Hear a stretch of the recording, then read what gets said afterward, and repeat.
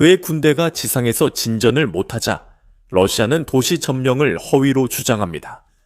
블라디미르 푸틴은 대규모 장거리 드론과 미사일 무기가 항상 있다는 것을 알고 있습니다.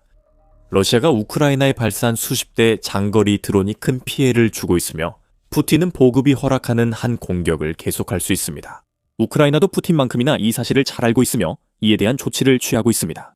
우크라이나가 최근 러시아 드론 전략의 핵심을 직접 타격해 푸틴의 전쟁 기계를 약화시켰습니다. 푸틴에게 최악은 그 공격이 러시아를 불태운 연속 공격의 시작이었다는 점입니다. 1월 13일 키이우 인디펜던트는 우크라이나 보안국 이 러시아 드론 생산 핵심을 겨냥한 공격을 성공적으로 마쳤다고 보도했습니다. 그 공격은 로스토프 주에 위치한 타간로그에서 밤사이에 발생했으며 연쇄적인 큰 폭발음과 함께 대형 화재를 일으켰습니다. 이것은 우크라이나 드론이 타간로그 시설의 드론 생산 수단과 탄약을 파괴해 큰 성과를 냈을 수 있음을 시사합니다. SBU가 이번 공격 관련 자체 성명을 발표했습니다. 우크라이나 보안국 알파 특수작전센터는 우크라이나 해군 부대 및 장비 그룹과 함께 러시아 로스토프주 타간로그의 아틀란트 에어로 공장 생산 건물을 타격했습니다. SBU는 현장에서 큰 폭발음과 화재가 발생했다고 전했습니다. SBU는 아틀란트 에어로가 설계부터 특정 유형의 드론 제조까지 러시아 드론 생산의 전 과정에 참여하고 있다고 지적했습니다. 이번 공격도 오랜 공격들 중 하나였다고 밝혔습니다. 우크라이나는 러시아 영토 공격 능력을 갖춘 뒤 러시아의 물류와 생산 시설을 강하게 타격해왔습니다. 우크라이나가 이렇게 하는 이유는 생산 라인이나 물류 거점이 멈추면 수백 명의 생명을 구할 수 있기 때문입니다. 게다가 이는 종종 전장에서 더 많은 러시아군의 사망으로 이어집니다. 우크라이나는 푸틴의 전쟁 기계를 약화시키고 있으며 타간로그가 그 예입니다. 뉴스입니다. 스카이뉴스는 SBU의 최근 공격에 대한 자체 보도를 내놓았는데 이 보도는 우크라이나가 어떻게 이 모든 일을 해냈는지에 대한 몇 가지 세부 사항을 공유하고 있습니다. 이 매체는 우크라이나가 아틀란트 에로 공장 파괴, 드론을 사용하지 않았다고 지적합니다.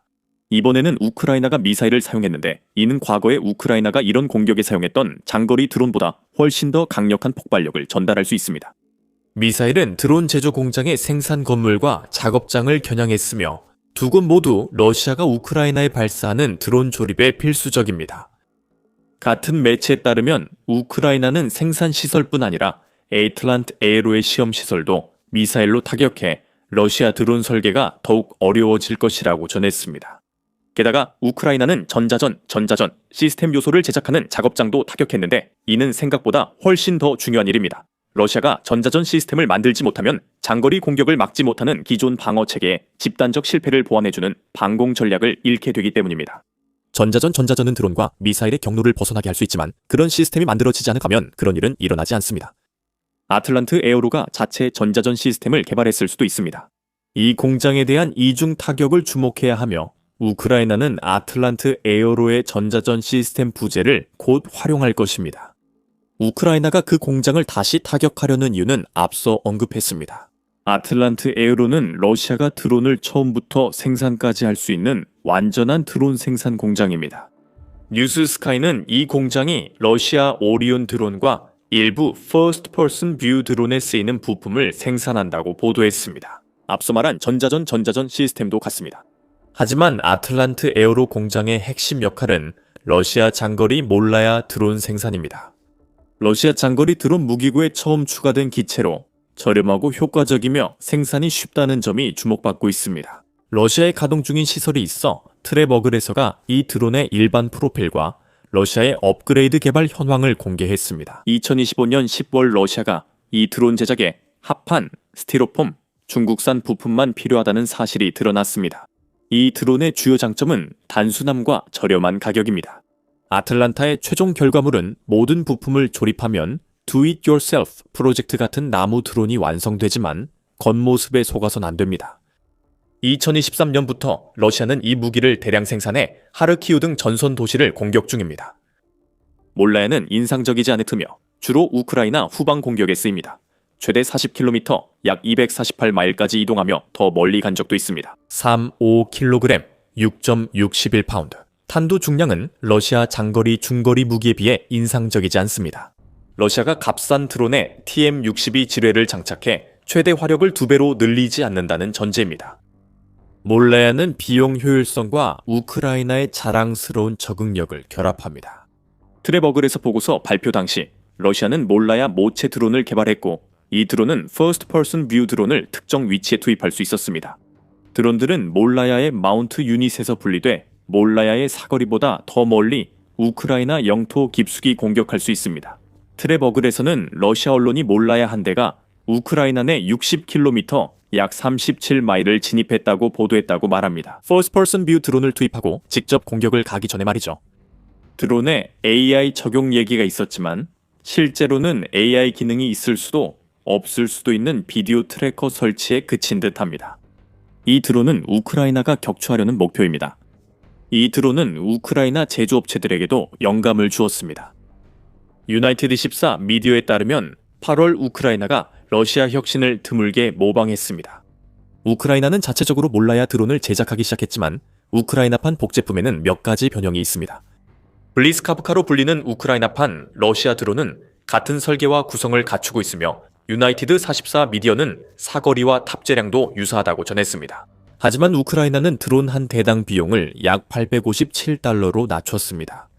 이 드론은 원격 자율 운용이 가능하며 다양한 탄약을 탑재할 수 있도록 했습니다. 이것은 몰라야지만 더 나아진 버전입니다. 그리고 이것이 1월 13일 밤 SBU의 행동으로 우리를 다시 이끕니다. 타간로그 아틀란트 에어로 공장은 러시아판 이 드론의 주요 생산지로 우크라이나의 주요 공격 대상입니다. 우크라이나는 러시아가 몰라야를 만드는 데 필요한 저렴한 부품을 손에 넣는 것을 막을 수 없습니다. 그리고 그 드론이 러시아의 군사 지출 측면에서 거의 비용이 들지 않는다는 점에 대해서도 우크라이나가 할 수 있는 일은 없습니다. 우크라이나는 시설을 파괴하고 작업장을 없애며 러시아의 몰라야 제작에 필요한 도구를 빼앗을 수 있습니다. 몰라야. 못은 망치 없이는 쓸모없습니다. 1월 3일 우크라이나의 목표는 러시아의 몰라야 망치를 빼앗는 것이었습니다. 우크라이나는 엄청나게 성공했습니다. 키예프 포스트는 우크라이나 보안국 성명 외에도 우크라이나가 아틀란타를 직접 타격했다는 여러 증거가 있다고 강조했습니다. 대부분의 증거는 러시아 텔레그램 채널에서 나왔으며 이들은 우크라이나 공격이 키예프 시간 오전 5시에 시작됐다고 보도했습니다. SBU가 주장한 화재와 폭발도 확인되고 있습니다. 러시아 엑셀레노바 플러스 텔레그램 채널은 현장 촬영 추정 사진과 영상을 계속 올리고 있습니다. 7초짜리 영상에 아틀란테라 시설 건물이 불길에 휩싸인 모습이 담겼습니다. 설령 그 불이 꺼진다 해도 그 건물은 아마 내부가 완전히 타버렸을 것입니다. 러시아가 그 건물을 재건하거나 최소한 몇 주, 어쩌면 몇 달이 걸려서라도 다시 쓸 수 있을 정도로 복구해야 하는 상황이 될 것입니다. 그 건물이 아틀란타 생산시설인지 확인되지 않았습니다. 그것은 수십 대, 어쩌면 수백 대에 몰라야 드론이 더 이상 생산되지 않고 우크라이나로 보내지지 않을 수도 있다는 의미일 수 있습니다. 우크라이나 보안국 타격만으로도 우크라이나가 노력할 만합니다. 엑셀레노바 플러스는 텔레그램에 애틀랜타 공장 연기 기둥 사진을 공유했습니다. 이 공장은 러시아 군산복합체의 핵심으로 전투 드론 제어 전자전 시스템 부품도 생산합니다. 우크라이나가 이 공장을 공격할 이유가 더 많아졌습니다. 부품 파괴로 러시아 군사 기계가 느려지기 때문입니다. 뉴스스카이는 1월 13일 우크라이나 미사일 피해를 보도했습니다. 보도에 따르면 러시아 당국은 우크라이나 공격이 성공하지 않은 것처럼 가장했다고 합니다. 우크라이나가 미사일을 사용해 드론 잔해라는 변명은 나오지 않았습니다. 러시아가 드론 잔해대가 애틀랜타 화재를 일으켰다고 주장할 가능성도 배제하지 않습니다. 뉴스스카이에 따르면 타간로그와 로스토프 지역 당국은 공격 격퇴와 표적 격추 주장만 했고 그 사이 공장은 공격으로 불타고 있었습니다. 이라크 전 정보부 장관 모하메드 사이드 알사프가 미군이 이라크에 없다고 주장해 코믹 알리라 불렸던 것과 비슷합니다. 미국 탱크들이 나라를 활발히 누비고 있었음에도 말이죠. 그 공격에 참혹한 결과가 모두에게 뚜렷이 보이는데도 공격을 격퇴했다고 주장할 수는 없는 법입니다. 러시아는 애틀랜타가 불타는 것에 익숙해야 합니다. 키이우 인디펜던트 보도에 따르면 우크라이나가 2025년 6월 타갈로그 드론 시설을 타격하기 전에도 이런 일이 이미 있었습니다.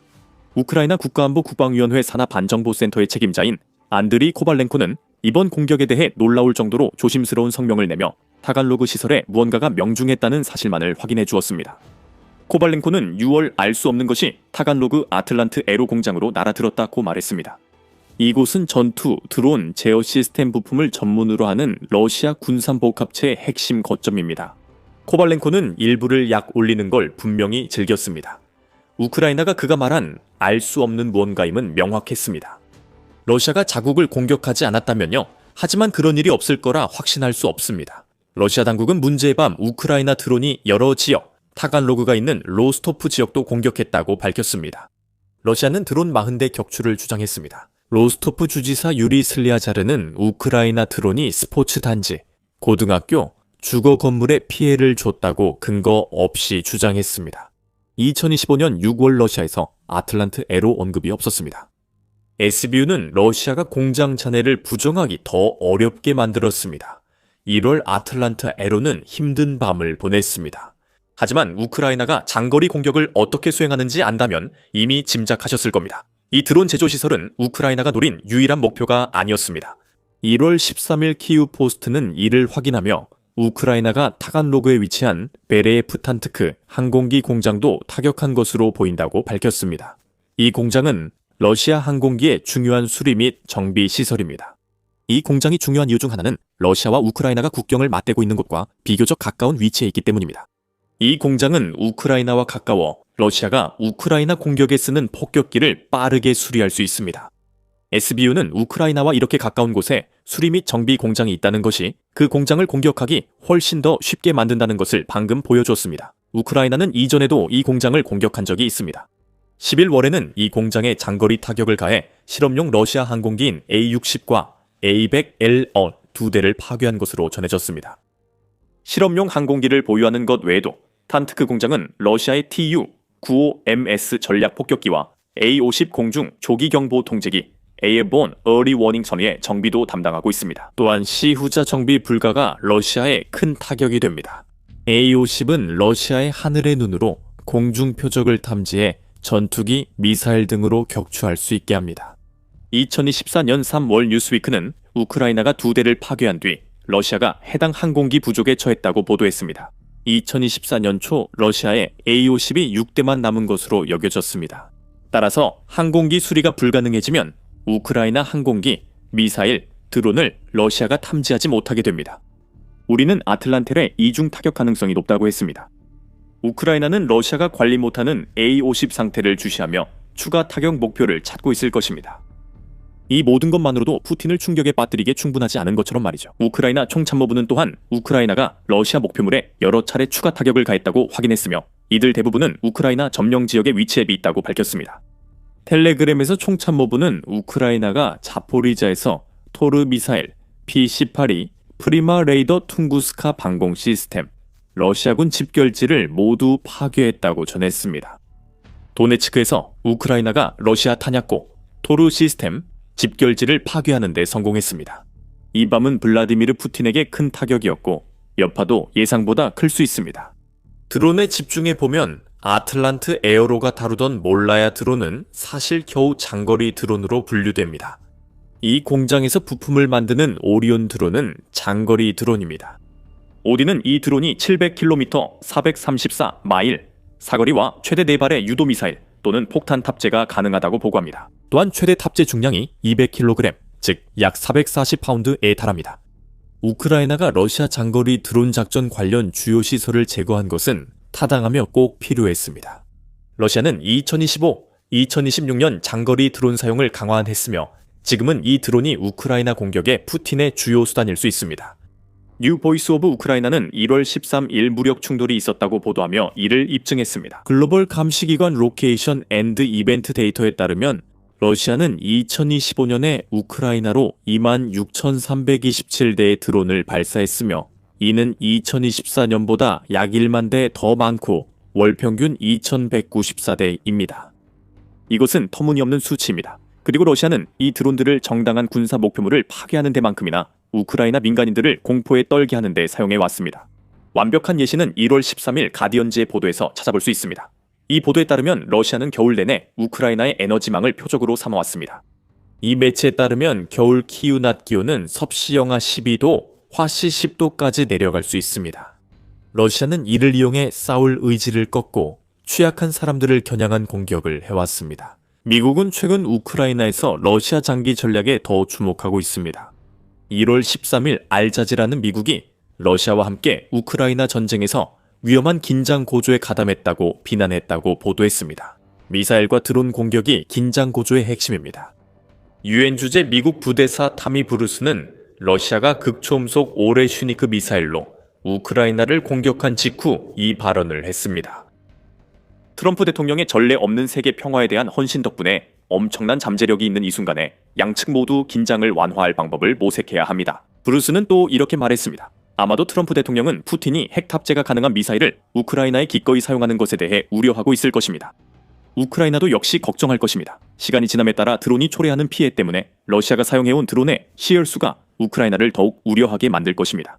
그런 드론을 만드는 시설, 특히 우크라이나와 가까워서 러시아가 그 드론을 신속하게 생산하고 필요한 곳으로 운송할 수 있는 시설을 파괴하는 것은 큰 승리입니다. 우크라이나가 미사일로 해낸 것도 큰 성과입니다. 보통 우리는 우크라이나가 장거리 드론을 사용하는 소식을 전해드렸습니다. 우크라이나가 러시아의 석유시설이나 군사시설을 또 한 번 깊숙이 타격했다는 소식을 전할 때 말이죠. 하지만 이번에는 다릅니다. SBU가 미사일을 배치했으나 종류는 불명입니다. 뉴스, 스카이에 따르면 우크라이나 총참모부는 해당 미사일이 우크라이나산임을 밝혔습니다. 하지만 이런 무기들이 실제로 사용되고 있다는 사실만으로도 우크라이나가 장거리 공격 무기 비축량에 점점 더 자신감을 갖고 있다는 것을 보여줍니다. 아마도 우크라이나는 타갈로크까지 도달할 수 있는 현대화된 넵튠급 미사일을 사용했을 수도 있고, 아니면 우크라이나 대통령 볼로디미르 젤렌스키가 자국이 처음으로 배치했다고 주장한 국산 탄도 미사일을 사용했을 수도 있습니다. 워존의 12월 10일 보도처럼 완전히 다른 미사일일 수 있습니다. 우크라이나가 다양한 선택지를 갖게 된 것이 푸틴을 두렵게 할 것입니다. 이 영상 도입부에서 언급했듯 아틀란트 에어로 미사일 공격은 1월 13일 러시아를 뒤흔든 사건의 시작이었습니다. 하지만 그보다 훨씬 더 큰 의미가 있습니다. 우크라이나가 자국산 미사일을 사용했다는 것은 이번 공격이 전쟁의 새로운 장의 시작에 불과하다는 뜻입니다. 이 새로운 장은 푸틴이 결코 쓰여지길 바라지 않았던 이야기입니다. 우크라이나는 이제 단순히 장거리 미사일을 만드는 것에 그치지 않고 실제로 그것들을 사용하고 있습니다. 그리고 러시아의 주요 드론 제조 시설 중 하나가 그 위력을 직접 체감했습니다. 추가 미사일 발사가 유력하며 영국이 약속을 지키면 우크라이나는 새로운 단거리 탄도 미사일로 국경 표적을 타격하고 미사일 비축량을 늘릴 수 있습니다. 프로젝트 나이트폴이 공식적으로 시작되었고 우크라이나를 위해 제작된 이 새로운 영국산 미사일 중 첫 번째 미사일이 이르면 2026년 말에 시험 발사를 진행할 수 있습니다. 프로젝트 나이트폴과 저희 영상에 대해 더 알아보세요. 이 영상을 재미있게 보셨다면 우크라이나의 러시아 영토 내 최신 성공적인 공격 소식을 계속 받아보시려면 The Military Show를 구독해주세요. 그리고 언제나 시청해주셔서 감사합니다.